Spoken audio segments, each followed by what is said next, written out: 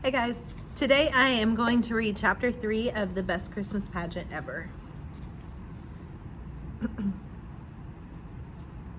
Once I get to it.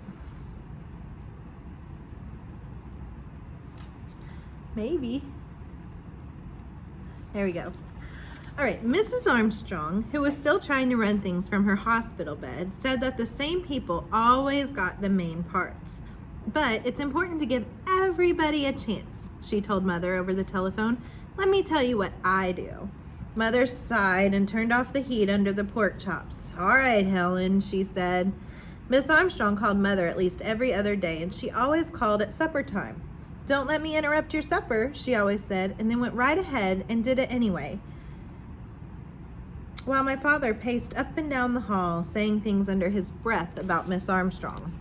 Here's what I do, Miss Armstrong said. I get them all together and tell them about the rehearsals and that they must be on time and pay close attention. Then I tell them that the main parts are Mary and Joseph and the wise men and the angel of the Lord. And then I always remind them that there are no small parts, only small actors. Do they understand what that means? Mother asked. Oh, yes, Miss Armstrong said. Later, Mother asked me if I knew what that meant about small parts and small actors. I didn't really know. None of us did. It was just something Miss Armstrong always said. I guess it means that the short kids have to be in the front row of the angel choir, or else nobody can see them? I thought so, Mother said. It doesn't mean that at all. It really means that every single person in the pageant is just as important as every other person, and that the littlest baby angel is just as important as Mary. Go ahead and tell that to Alice Weckleton, I said, and Mother told me not to be so fresh. She didn't get very mad, though, because she knew I was right. You could have a Christmas pageant without any baby angels, but you couldn't have one without Mary. Miss Armstrong knew it, too. I always start with Mary, she told Mother over the telephone. I tell them that we must choose our Mary carefully because Mary was the mother of Jesus. I know that, Mother said, wanting to get off the telephone and cook the pork chops. Yes, I tell them that our Mary should be a cheerful, happy little girl who is unselfish and kind to others. Then I tell them about Joseph, that he was God's choice to be Jesus' father, and our Joseph ought to be a boy. She went on and got as far as the second wise man when Mother said, Helen, I have to go now. There's somebody at the door. Actually, there was somebody at the door. It was my father standing out on the porch in his coat and hat, leaning on the doorbell. When Mother let him in, he took off his hat and bowed to her. Lady, can you give me some supper? I haven't had a square meal in 3 days. Oh, for goodness sake, Mother said. Come on in. What will the neighbors think to see you standing out there ringing your own doorbell? And why didn't you ring the doorbell 10 minutes ago? Miss Armstrong called Mother 2 more times that week to tell her that people could hem up costumes but couldn't cut them, and to tell her not to let the angel choir wear lipstick. And by Sunday, Mother was already sick of the whole thing. After church, we all filed into the back of the 7 pews, along with 2 or 3 Sunday school teachers who were supposed to keep everybody quiet. It was a terrible time to try to keep everybody quiet. All the little kids were tired, and the big kids were hungry, and all the mothers wanted to go home and cook dinner, and all the fathers wanted to go home and watch the football game on TV. Now, this isn't going to take very long, Mother told us. My father said it had better not take very long because he wanted to watch the football game too. He also wanted to eat, he said. He hadn't had a decent meal all week.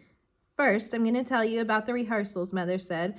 We have our rehearsal on Wednesdays at 6:30. We're only going to have 5 rehearsals, so you must all try to be present at each one. What if we get sick? Asked a little kid in the front pew. You won't get sick, Mother told him, which was exactly what she told Charlie that morning when Charlie said he didn't want to be a shepherd and would be sick to his stomach if she made him be one. Now, you little children in the cradle room in the primary class will be our angels, Mother said. You like that, won't you? They all said yes. What else could they say? The older boys and girls will be shepherds and guests at the inn and members of the choir. Mother was really zipping along, and I thought how mad Miss Armstrong would be about the whole thing and how she was leaving things out. And we need Mary and Joseph, the 3 wise men, and the angel of the Lord. They aren't hard parts, but they're very important parts. So those people must all absolutely come to every rehearsal. What if they get sick? It was the same little kid, and it made you wonder what kind of little kid he was to be so interested in sickness. They won't get sick either, Mother said, looking a little cross. Now, we all know what kind of person Mary was. She was quiet and gentle and kind, and the little girl, sorry guys, the light went out. She was quiet and gentle and kind, and the little girl who plays Mary should try to be that kind of person. I know that many of you would like to be Mary in our pageant, but of course we can only have one Mary. So I'll ask for volunteers, and then we'll all decide together which girl should get the part. That was pretty safe to say, since the only person who ever raised her hand was Alice Weckleton. But Alice just sat there, chewing on a piece of her hair and looking down at the floor. And the only person who raised her hand this time was Imogene Herdman. Did you have a question, Imogene? Mother asked. I guess that was the only reason she could think of Imogene raising her hand. No, Imogene said, I want to be Mary. She looked back over her shoulder. And Ralph here, he wants to be Joseph. Yeah, Ralph said. Mother just stared at them. It was like a detective movie when the nice little old gray-haired lady sticks a gun in the bank window and says, give me all your money, and you can't believe it. Mother couldn't believe this. Well, she said after a minute, we want to be sure that everyone has a chance. Does anybody else want to volunteer for Joseph? No one did. No one ever did, especially not Elbert Hopkins. But he couldn't do anything about it because it was the minister's son. One year he didn't volunteer to be Joseph, and neither did anyone else. And afterwards I heard Reverend Hopkins talk to Elmer out in the hall. Oh, you're going to be Joseph, Reverend Hopkins said, and that's final. I don't want to be Joseph, Elmer told him. I'm too big and I feel dumb up there, and all those little kids give me a pain in the neck. I can understand that, Reverend Hopkins said. I can even sympathize. But till somebody else volunteers for Joseph, you're stuck with it. Nobody's ever going to do that, Elmer said. I even offered Grady Baker 50 cents to be Joseph, and he wouldn't do it. I'm going to have to be Joseph for the rest of my life. Cheer up, Reverend Hopkins told him. Maybe somebody will turn up. I bet he didn't think that somebody would be Ralph Herdman. All right, Mother said, Ralph will be our Joseph. So now, does anyone else want to volunteer for Mary? Mother looked around the room, trying to catch somebody's eye. Anybody's eye. Janet? Roberta? Alice, don't you want to volunteer this year? No, Alice said, so low you could hardly hear her. I don't want to. Nobody volunteered to be Wiseman either, except Leroy, Claude, and Ollie Herdman. So there was my mother, stuck with the Christmas pageant, full of Herdmans and the main roles. There was one Herdman left over and one main role left, and you don't have to be very smart to figure out that Gladys was going to be the angel of the Lord. What do I have to do? Gladys wanted to know. The angel of the Lord was the one who brought the good news to the shepherds, Mother said. Right away, all the shepherds began to wiggle around in their seats, figuring that any good news Alice brought them would come with a smack in the teeth. Charlie's friend Hobie Carmichael raised his hand and said, I can't be a shepherd. We're going to Philadelphia. Why didn't you say so before? Mother asked. I forgot. Another kid said, my mother doesn't want me to be a shepherd. Why not? Mother said. I don't know. She just said, don't be a shepherd. The one kid was honest. Gladys Herdman hits too hard, he said. Why, Gladys isn't going to hit anybody, Mother said. What an idea. The angel just visits the shepherds in the field and tells them Jesus is born. And hits them, said the kid. Of course he was right. You could just picture Gladys whamming shepherds left and right, but Mother said that was perfectly ridiculous. I don't want to hear another word about it, she said. No shepherds may quit or get sick, she added, before the kid in the front pew could ask.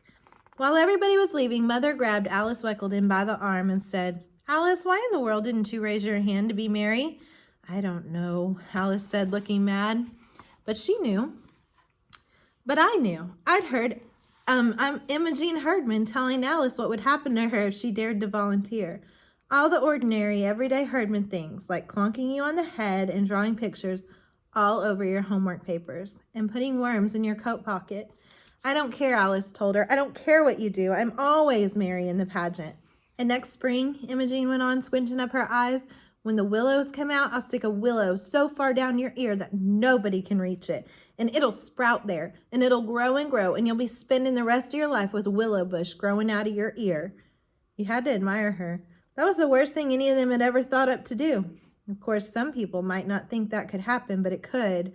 Ollie Herdman did it once. He got this terrible earache in school, and when the nurse looked in his ear with her little lighted tube, she yelled so loud you could hear her all the way down the hall. "He's got something growing down there," she hollered. They had to take Ollie to the hospital and put him under and dig this sprouted willow out of his ear. So that's why Alice kept her mouth shut about being Mary. "You know she wouldn't do all those things," I told Alice as we walked home. Yes, she would," Alice said. "Herdmans will do anything, but your mother should have told them no. Somebody should put Imogene out of the pageant, and all the rest of them, too. They'll do something terrible and ruin the whole thing." I thought she was probably right, and so did lots of other people. And for 2 or 3 days, all anybody could talk about was the Herdmans being Mary and Joseph and all. Miss Homer McCarthy called Mother to say that she had been thinking about it, and if the Herdmans wanted to participate in our Christmas celebration, why didn't we let them hand out programs at the door? "We don't have programs for the Christmas pageant," Mother said. "Well, maybe we ought to get some printed and put the Herdmans in charge of that." Alice's mother told the Ladies' Aid that it was sacrilegious to let Imogene Herdman be Mary. Somebody we'd never heard called up Mother on the telephone and said her name was Hazelbeck and she lived on Sproul Hill. And was it true that Imogene Herdman was going to be Mary and the mother of Jesus in a church play? Yes, Yes, Mother said. Imogene is going to be Mary in our Christmas pageant. And the rest of them too, the lady asked. Yes, Ralph is going to be Joseph, and the others are the wise men and the angel of the Lord. You must be crazy, this Miss Hazelbeck told Mother. I live next door to that outfit with their yelling and screaming and their insane cat and their garage door going up and down all day long. And let me tell you, you're in for a rowdy time. Some people said it wasn't fair for a whole family who didn't even go to our church to barge in and take over the pageant. My father said somebody better lock up the Women's Society silver service. My mother just said she'd rather be in the hospital with Miss Armstrong. But then the flower committee took a potted geranium to Miss Armstrong and told her what was going on, and she nearly fell out of bed, traction bars and all. I feel personally responsible, she said. Whatever happens, I accept the blame. If I'd been up and around and doing my duty, this would never have happened. And that made my mother so mad she couldn't see straight. If she'd been up and around, it wouldn't have happened, Mother said. That woman, she must be surprised that the sun is still coming up every morning without her to supervise the sunrise. Well, let me tell you. Don't tell me, my father said. I'm on your side. I just mean that Helen Armstrong is not the only woman alive who can run a Christmas pageant. Up until now, I'd made up my mind just to do the best I could under the circumstances. But now, she stabbed a meat fork. Oh! She stabbed a meat fork into the pot roast. I'm going to make this the very best Christmas pageant anybody ever saw. And I'm going to do it with the Herdmans, too. After all, they raised their hands and nobody else did, and that's that. And it was too. For one thing, nobody else wanted to take over the pageant, with or without the Herdmans. And for another thing, Reverend Hopkins got fed up with all the complaints and told everybody where to get off. Of course, he didn't say go jump in a lake, Miss Weckleton, or anything like that. He just reminded everyone that when Jesus said, suffer the little children to come unto me, Jesus meant all the little children, including the Herdmans. So that shut everybody up, even Alice's mother. And the next Wednesday, we started rehearsals. It's going to get a little crazy, you guys. Just you wait.